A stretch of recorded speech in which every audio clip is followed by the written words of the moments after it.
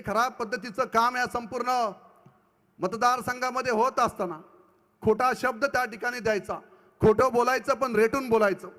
मला सांगा, मी खोपोलीची जनता या ठिकाणी, सर्व नागरिक या ठिकाणी उपस्थित आहेत। आपल्या सगळ्यांना सुनील तटकरेचा राजकीय इतिहास या ठिकाणी माहिती आहे। 15 वर्ष आपण पाहताय की राज्यामध्ये सत्तेमध्ये वेगवेगळी खात्याचे मंत्रिपद सुनील तटकरेंनी आतापर्यंत भोगलेली आहेत, भूषवलेली आहेत। अनेक अर्थ खातं असेल, ऊर्जा खातं असेल, अनेक खाती त्यांनी भूषवलेली आहेत। 15 वर्ष या रायगड जिल्ह्याचं पालकमंत्री म्हणून त्यांच्याकडे नेतृत्व होतं। मग मला सांगा, ज्या ठिकाणी आपल्याला हात जोडून सांगत आहेत की आम्हाला खोपोलीचा विकास करायचा आहे, खोपोलीचा विकास करण्यासाठी आम्हाला तुम्ही या ठिकाणी परिवर्तन आघाडीला सत्ता द्या, असं ओरडून ओरडून छाती कुठून सांगत आहे।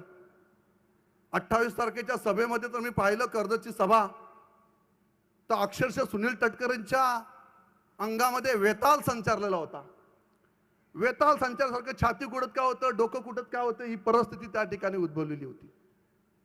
वेताल हा वेगळा विषय। चव्हाण साहेब, आतापर्यंत सुनील तटकरेंच्या घरी जे गेले ते वेताल, सुनील तटकरेंची सासूरवाडी ही खेडची आहे आणि खेडवरून त्यांनी वेताल आणलेला आहे।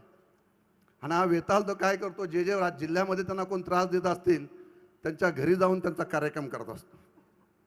आणि म्हणून ज्या ठिकाणी जयंत पाटील असतील, माणिकराव जगताप असतील, अंतुले साहेब असतील, सुरेश भाऊ लाड असतील, सगळ्यांचा कार्यक्रम त्यांनी त्या ठिकाणी केलेला आहे।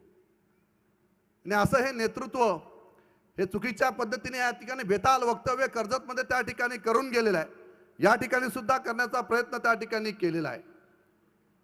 मी राजकीय डीएनएसाठी त्यांचा विचारला की जो विकास आम्हाला अपेक्षित आहे तो विकास न करता फक्त स्वतःच्या कुटुंबाच्या स्वार्थासाठी केलेलं राजकारण हे सुनील तटकरेंनी त्या ठिकाणी केलेलं आहे।